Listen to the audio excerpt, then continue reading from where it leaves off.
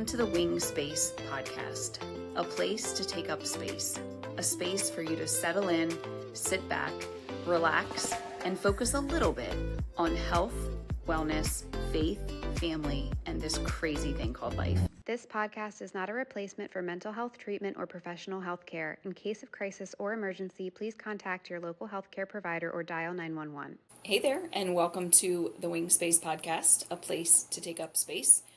Today, we're going to talk a little bit about habits. Now, you've heard me talk about habits before, and I want you to stick around. Just a short little episode to get us ready for a new year. November 15th, apparently, is National Clean Out Your Refrigerator Day. You're going to listen to this podcast after November 15th, and you can jump online and see all kinds of different national days out there. And I'm not encouraging you to, quote, celebrate all these national days. But recently I was looking at the national days because I was trying to come up with some fun ideas for podcasts. And I saw this one, National Clean Out Your Refrigerator Day. And I thought, what an interesting idea, right? Because how many of us have a refrigerator that on any given day looks like it's about to be an avalanche? I would really like to believe, as you can see, those of you that are watching on the podcast, my desk is clean, my office is tidy, my house is similar. But you know, what's behind closed doors sometimes? And that refrigerator door, when you open it, I would like to believe that there's some general order, but there are times when it's like the Leaning Tower of Pisa. I happened upon a yearly planner, I guess a year or two ago, and this planner system has tasks. It has, daily, weekly, monthly, quarterly, seasonally, annual tasks to complete, to kind of maintain your home. And I found it really interesting to plan my, I guess I'll say, house chores around those ideas. And for some of you, of course I'm airing this episode right before the holidays, and you're all probably thinking, why in the world are you telling me to start anything new with all that is coming? But I want you to think about, and maybe come back and listen to this after the first of the year, as to how you can set yourself up for maintaining the things around you so that it's not one of those things where the refrigerator, you go in and reach for one thing and these things fall, or you find, the dead bag of spinach in the back of the fridge, that who knows how long it's been there. Why do the vegetables go to our refrigerator to die? I'll never understand that concept. But we can stay on top of these things. And so this idea of this National Clean Out Your Refrigerator Day just had me thinking, it's a great time to do it, right before the holidays, right before all the treats and the casseroles and everything get added to the fridge. I have it on my calendar. I've recently changed to a Google Calendar for several different reasons, but the big reason was I was tired of carrying around a planner, although it was very pretty and aesthetically pleasing and it was fun to write in with different color markers and stuff. I just found that I wasn't carrying it with me and then things were being forgotten. So I've developed for myself an online Google Calendar task system that is working really well for me. Maybe I'll tell you about that someday. But I have reoccurring tasks, and one of them is to clean out the fridge. It's on the list for every week, but I don't necessarily do it every week. I certainly do it at important times. For instance, if we're getting ready to go out of town, I make sure I clean out the fridge before we go so it's clean when we get back. If there's any food that needs to be eaten, leftovers, things like that. And we kind of have a leftover day. Usually it's like Thursday or Friday night. We'll have a clean out the fridge night where I just throw out all the leftovers that are on in the fridge on the counter, and then everybody just takes what they want and we throw the rest out for our chickens. That's whatever's not going to be eaten. And I bring up this idea of cleaning out the fridge because there are other tasks that we sometimes forget to do. Changing air filters or changing the batteries in alarms or smoke detectors. Cleaning ceiling fans. And those tasks that we don't have to do all the time, but they sometimes are forgotten. And I would ask you to consider, what are some of those things that you need to do on a regular basis that maybe you can plan for rather than only doing them when things are bad? Here's a few other examples. Cleaning your car. I think I have it on my calendar like every 2 weeks. I probably do it once a month. But there was a time when I would only clean my car when it was like, oh my gosh, this thing is disgusting. I need to clean it. Well, why not maintain it? Sweeping the front porch, cleaning out the garage. Now, for some of you, cleaning out the garage, us included, cleaning out the garage is not something that you can very quickly do.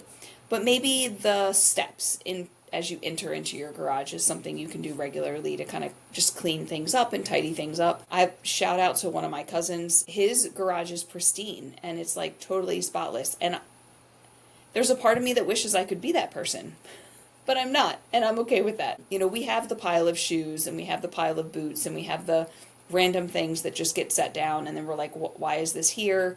I don't know, and then it just stays there. We all probably do that, right?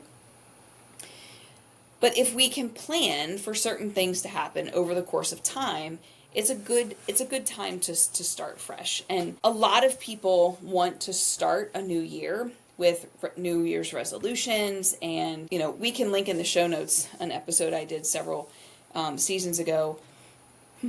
That's funny. I can say several seasons ago now that we're on season 4. A couple of seasons ago, I did an episode on why New Year's resolutions don't work.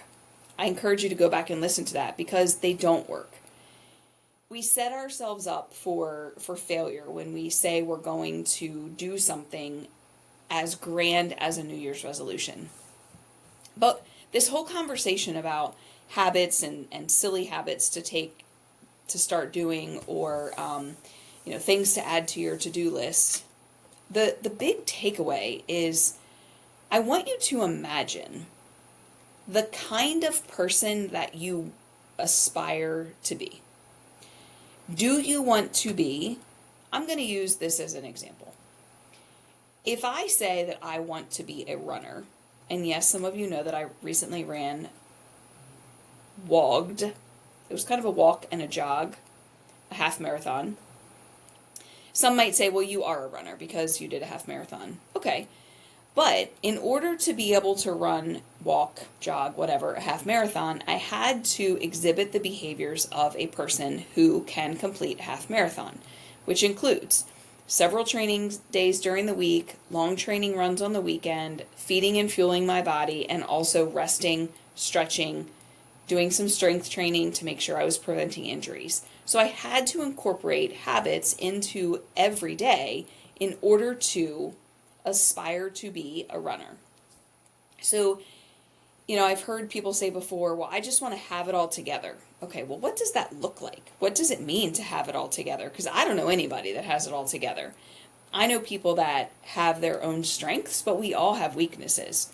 So if you want to, let's say, be a person who has a house that is guest ready, first of all, I would say that is just not important. There's an Instagram reel going around right now that talks about how to have your house guest ready in 10 minutes. And then there's some haters that are doing counter videos on that. Anyone that's going to just drop by your house with less than 10 minutes notice, I would hope is a person that is going to love you for the house that is lived in. Now, if life has been very busy lately and it looks like a nuclear bomb went off in your home, then maybe it's time to do a little tidy up. But for the most part, so there's a few dishes in the sink. So there's some piles of folded laundry on the couch. I'm talking about my own house here. Anyone that's going to just drop by loves me enough to realize that my house is clean, but it's lived in. Those are signs of houses that are lived in. I digress. Where was I going with this? Yes, you want to be a person who has it all together. What does that mean to you? If you want to have a home that is ready for guests, then maybe the kinds of habits that you can engage in are putting your house to bed at night. What does that mean? That means tidying up so that when you wake up in the morning, the things are done. The dishes are done, maybe the floor is swept, the loose ends of things that don't belong in various places are put away. And these are things that can happen in like 15 minutes or less. You can set a timer so that you don't feel like, gosh, I'm spending all night long every night cleaning my house. Set a timer for 15 minutes, right? And maybe this is one of those things that you include the family in. Okay, everybody, we're going to tidy up the house real quick. You grab the things that belong to you and put them away. If you also want to be the kind of person that has a house that's ready for guests, then we're going to tidy up as we go. If we're working on a project and we finish, we're going to tidy it up and put it away. After we've finished cooking a meal, we're going to tidy up the kitchen and put it all away, right? We're going to engage in those behaviors on a regular basis so that the house is ready to go. And I'm just using that as an example. Maybe you want to be a person that meal preps, that plans for your meals every week. So what are the habits that would help you to be the person who meal preps? That would include doing an inventory of your pantry and your fridge and your freezer.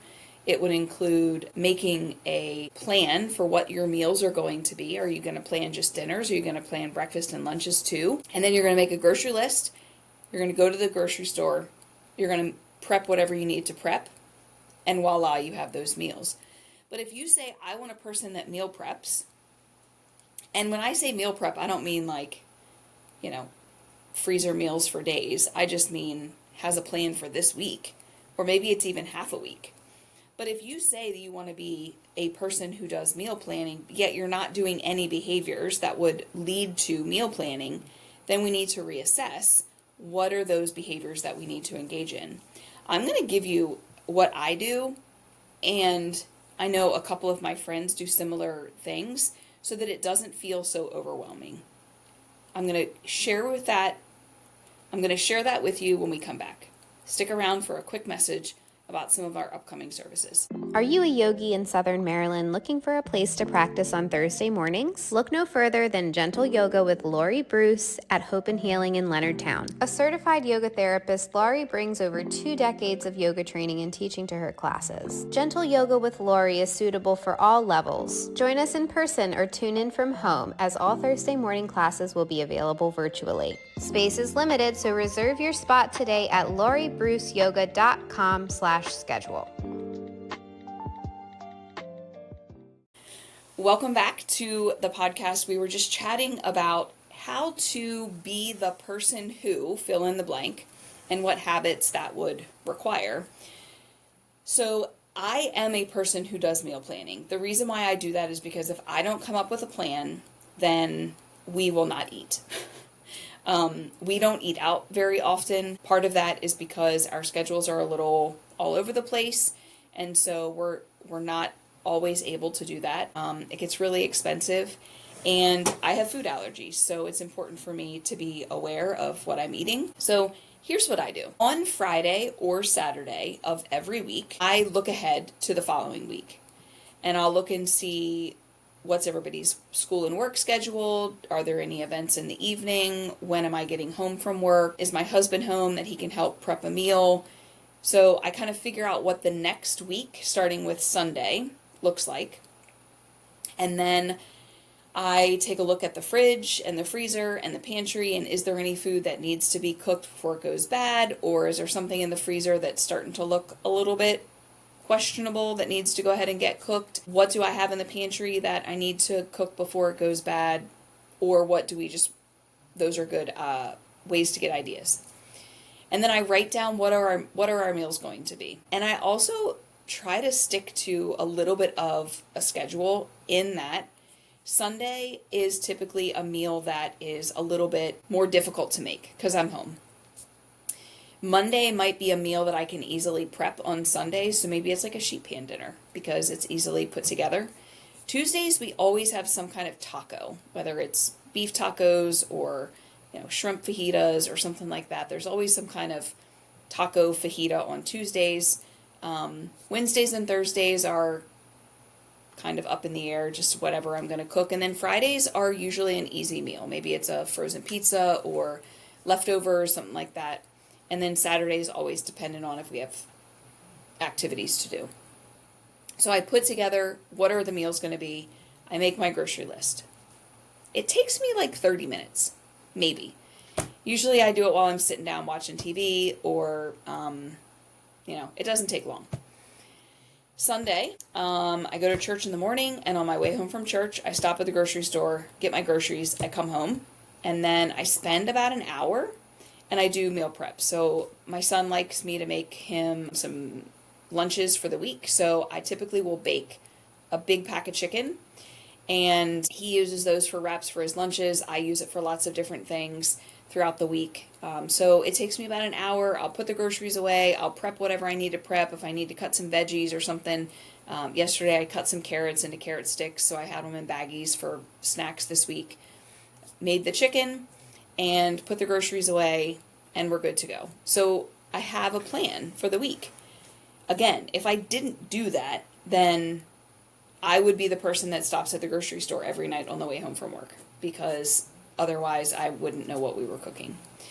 So I share with you that idea because, again, think about the kind of person that you want to aspire to be, or the slight tweaks that you want to make in order to be able to, quote, fill in the blank. I really want to be a morning person. I really want to get up early. Okay, so how do we adjust and shift the schedule so that you can be a person who wakes up early in the morning?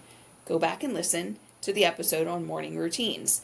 I love my morning routine. I got up at 4:20 this morning, and I had 2 hours to myself before my son started to get up for school, and it was lovely. What are the tasks, the behaviors, the habits, the routines of the kind of person that you want to be, right?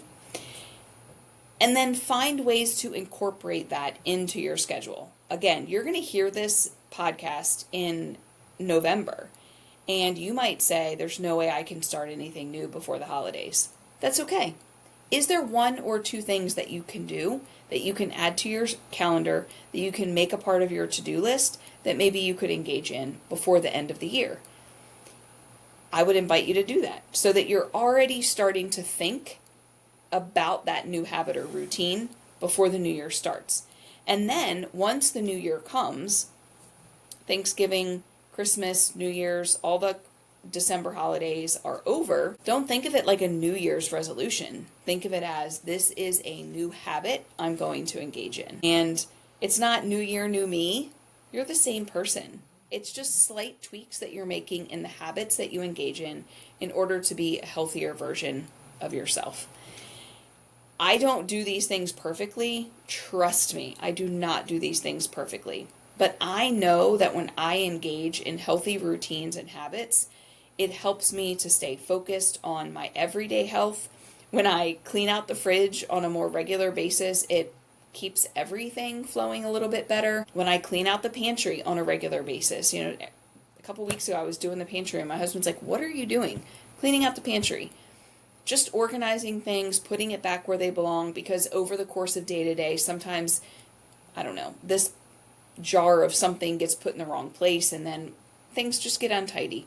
So we need to put them back where they belong and kind of start fresh. I hope I didn't ramble too much for you today. I could talk about healthy habits all day long, and I feel like I do include it in much of what we talk about in our podcast, and hopefully it's just nuggets of information that you can find helpful as we go into the holiday season, as we start a new year. Little tweaks, little changes, little additions is all it really takes to ultimately help lead and guide you to be the best, healthiest version of yourself. I would love to hear about your own healthy habits and routines and how you make the best of each day. Feel free to email me, jennifer@hopehealingtherapy.com. You can always send us a DM on our socials. And as always, thank you so much for listening and have a great day.